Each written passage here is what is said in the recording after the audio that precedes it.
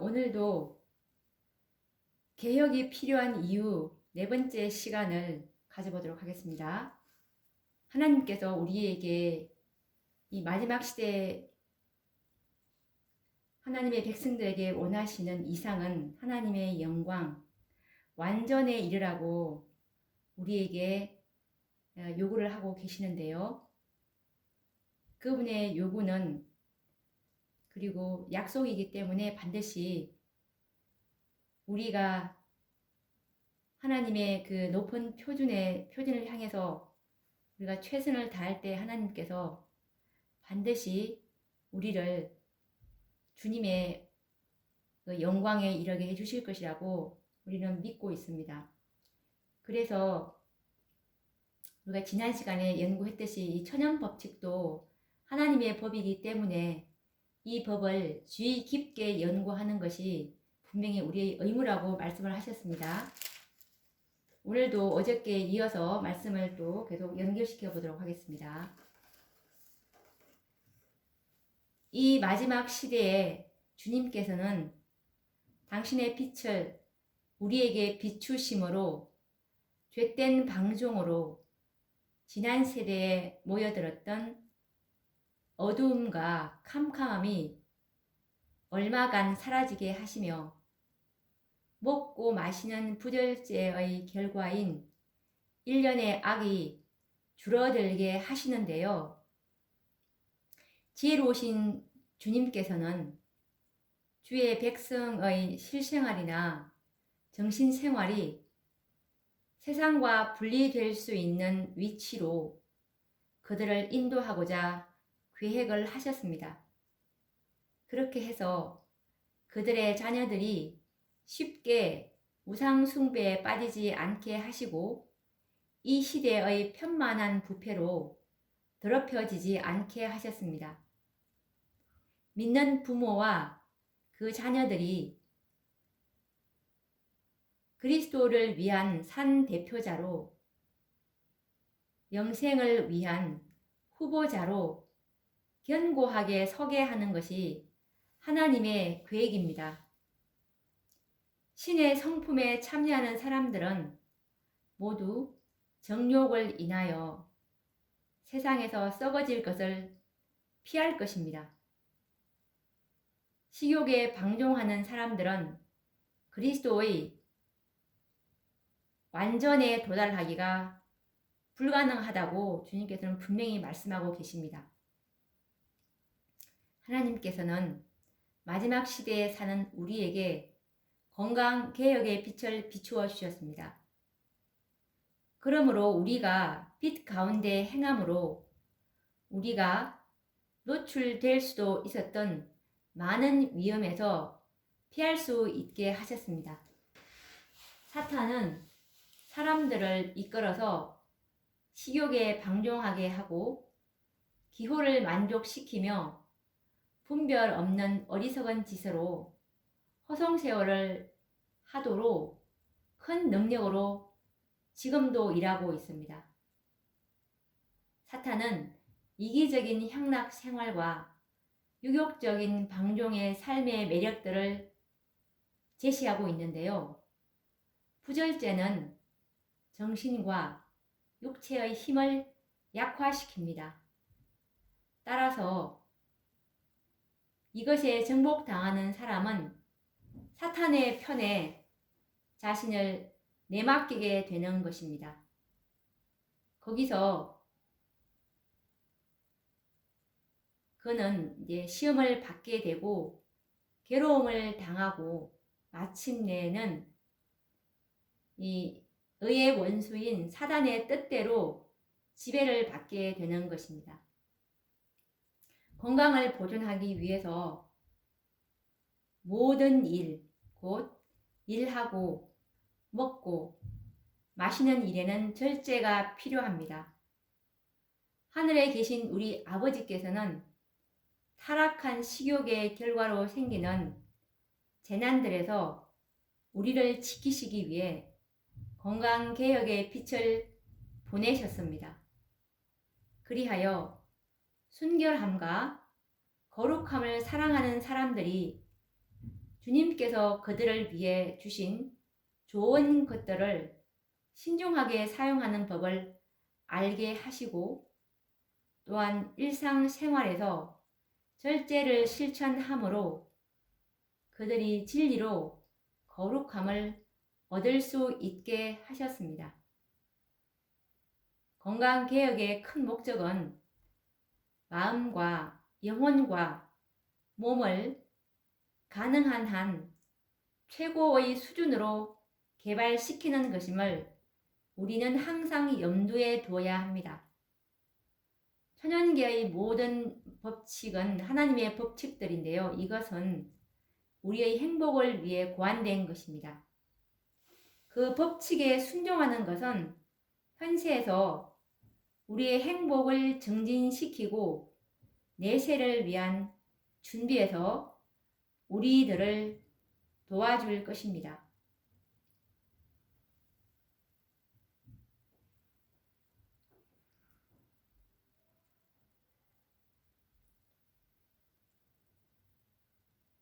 화이 선지자께서는 우리에게 주어진 그 기별의 원칙들이 그 당시와 마찬가지로 오늘날에도 여전히 양심적으로 중요하게 여겨야 한다고 말씀을 하셨는데요.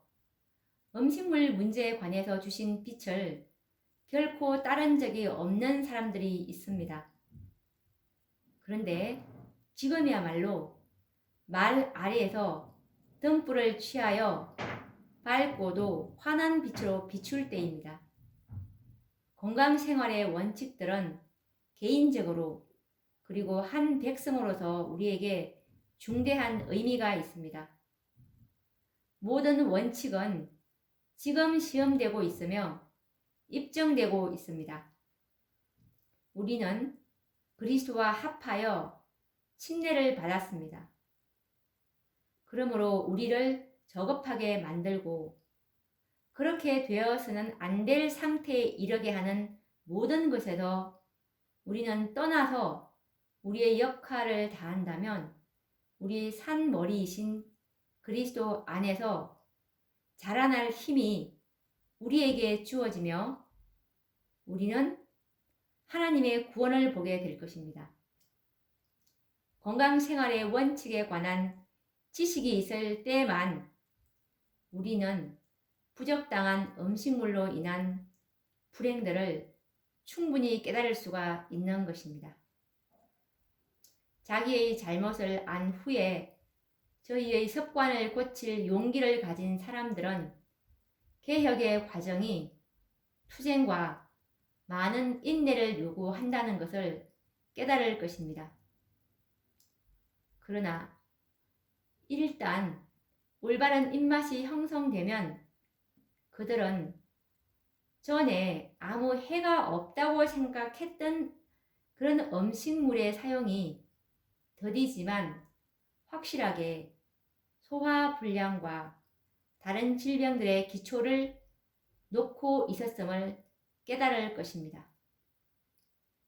제7일 안식일 예수 재림교인들은 중대한 진리를 다루고 있는데요.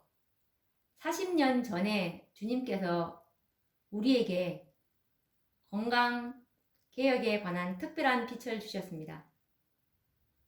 그러나 우리는 그 빛 가운데서 어떻게 행하고 있습니까? 얼마나 많은 사람이 하나님의 권면과 조화되게 살기를 거절해 왔는지 참으로 한 백성으로서 우리는 받은 바 빛과 비례하여 앞으로 나아가지 않으면 안 됩니다. 건강개혁의 원칙들을 이해하고 존중하는 것은 우리의 의무입니다. 절제 문제에 관하여 우리는 다른 모든 사람들보다 앞서야 합니다. 그런데도 잘 교육받은 우리 교회 신자들과 심지어 목사들 중에서도 이 문제에 관하여 하나님께서 주신 빛을 존중하지 않는 사람들이 있습니다. 그들은 저희가 즐겨하는 대로 먹고 기뻐하는 대로 행하고 있습니다. 우리의 사업에서 교사와 지도자로 부름받은 자들은 건강개혁에 관하여 성경의 토대 위에 자신들의 입장을 굳게 세우고 지상 역사의 마지막 시대에 살고 있다고 믿는 사람들에게 고든 증언을 해야 하는 것입니다. 자신을 섬기는 사람들과 하나님을 섬기는 사람들 사이에 선을 분명하게 긋지 않으면 안 됩니다. 복스러운 소망과 우리 크신 하나님 구주 예수 그리스도의 영광이 나타나심을 기다리게 하셨으니 그가 우리를 대신하여 자신을 주심은 모든 불법에서 우리를 구속하시고 우리를 깨끗하게 하사 선한 일에 열심하는 친백성이 되게 하려 하심이니라 라고 디도서 2장 13절 14절에서 말씀을 하고 계시는데요.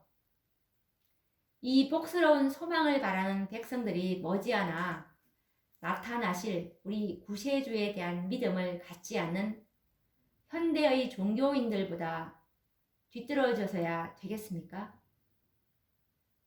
그분의 깨끗하심과 같이 자신을 깨끗이 하면서 죽음을 보지 않고 하늘로 성철하려는 특별한 백성들인 14만 4천인들은 선한 일을 하는데 다른 사람들에게 뒤져서는 안 되는 것입니다.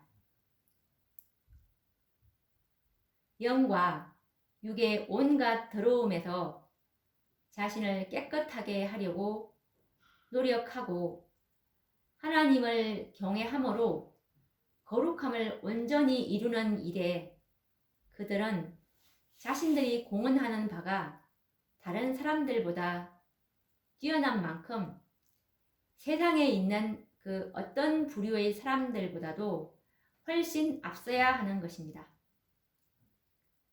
제7일 안식일 예수 재림교인들이 정화되고 순결을 지키기 위해서는 그들의 마음과 가정에 성령을 모시지 않으면 안 됩니다.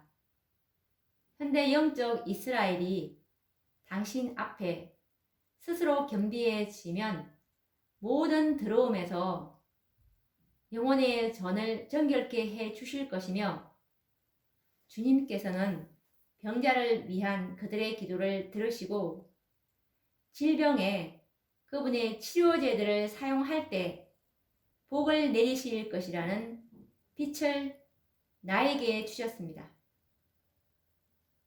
인간 대리자들이 믿음으로 하나님께서 준비하신 간단한 치료 방법을 사용하면서 병을 이기기 위해서 최선을 다할 때 하나님께서는 그의 노력에 복 주실 것이라고 분명히 말씀하셨습니다. 만일 하나님의 백성들이 그토록 많은 빚을 받고서도 스스로 방종하며 개혁을 거절하면서 그릇된 습관에 집착한다면 그들은 범죄의 확실한 결과로 고통당할 것입니다. 만일 그들이 어떠한 희생을 치르더라도 기어코 그릇된 식욕을 만족시키기로 결심한다면 하나님께서는 그들을 방종의 결과에서 구원하시려고 기적을 행하지 않으시며 그들은 슬픔 중에 눕게 될 것이라고 이사야 50장 11절에 말씀하셨습니다.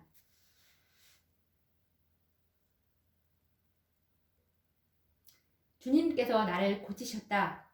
그러므로 나는 음식물을 제한할 필요가 없다. 나는 내 마음대로 먹고 마실 수 있다. 라고 말하면서 주제넘은 길을 택하는 사람들은 오래지 않아 육체와 영혼에 하나님의 회복시키는 능력을 필요로 하게 될 것입니다. 주님께서 은혜로 그대를 고치셨다고 해서 그대가 방종하는 세상의 행석들을 받아들일 수 있다고 생각하지 말라 라고 주님께서 말씀하셨습니다. 그리고 예수님께서는 고치신 후에 뭐라고 말씀하시냐 하면 요한복음 8장 11절 말씀처럼 가서 다시는 죄를 범치 말라라고 명하셨습니다. 식욕이 우리의 신이 되지 않게 해야 하는 것입니다.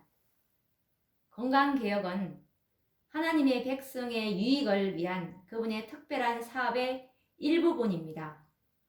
나는 하나님께서 우리 중에 있는 병든 자들을 위한 당신의 종들의 기도를 좀 더 충분히 들어주시지 않는 이유가 그들이 건강 법칙을 범하는 동안에는 그렇게 하심으로 당신께서 영광을 받으실 수가 없기 때문임을 보았습니다. 나는 또한 그분께서 믿음의 기도가 충분히 응답되도록 하기 위해서 건강개혁과 건강기관을 계획하셨음을 보았습니다. 우리 중에 고통당하는 사람을 구제하여 이 땅에서 하나님을 영화롭게 하는데 적합하게 하고 또한 그리스도께서 오실 때 구원을 얻도록 우리들은 믿음과 선행을 병행해 나가지 않으면 안 되는 것입니다. 많은 사람은 단순히 하나님께 병에서 그들을 지켜주시기를 구했기 때문에 그분이 그렇게 해 주시리라고 기대하고 있는데요. 그러나 하나님께서는 그들의 믿음이 행함으로 말미암아 온전케 되지 않았기 때문에 그들의 기도를 주목하지 않으시는 것입니다. 하나님께서는 아무런 조심도 하지 않고 오히려 계속해서 건강법칙을 범하여 질병을 막기 위해서 아무 노력도 하지 않는 사람들을 병에서 지켜주려고 이적을 행하지는 않으십니다. 건강을 유지하기 위해서 우리가 최선을 다한다면 그때에 복스러운 결과가 따르리라고 기대할 수가 있습니다. 건강을 유지하기 위해 우리가 드린 노력에 복 주시기를 하나님께 믿음으로 구할 수가 있는데요. 그때 그분은 우리의 기도를 응답하실 것입니다. 만일 그렇게 하심으로 당신의 이름이 영화롭게 된다면 분명 응답하실 것입니다. 모든 사람에게 그들 자신이 해야 할 일이 있다는 것을 이해하도록 해야 합니다. 하나님께서는 건강법칙에 부주의하고 무관심한 태도로 병을 자초하는 분명한 길로 행하는 사람들의 건강을 보호하기 위해서 기적을 일으키시지는 않으십니다. 식욕을 만족시키는 사람들은 자신들의 부절제로 고통을 당하면 그 고통을 완화시키려고 여러 가지 약을 먹습니다. 그러한 사람들은 그처럼 위험에 처한 건강과 생명을 구하는 무모한 일에 하나님께서 개입하지 않으신다는 것을 확실히 알아야 하는 것입니다. 원인이 결과를 낳게 되는데요. 많은 사람은 최후 수단으로 하나님의 말씀을 따르며 건강을 회복하기 위해 교회 장로들에게 기도를 요청하는데요. 하나님께서는 그러한 사람을 위해서 드리는 기도를 응답하는 것이 합당치 않음을 아십니다. 왜냐하면 그분은 만일 그들의 건강이 회복되면 또 다시 건전하지 못한 식욕의 제단 위에 건강을 희생시킬 것을 아시기 때문입니다. 오늘도 우리가 이 개혁을 해야 하는 이유를 이에 관한 말씀을 또 읽어보았는데요. 또 다음 시간에도 계속 이 말씀을 가지고 이어서 연구해 보도록 하겠습니다. 다음 시간에 뵙도록 하겠습니다. 감사합니다.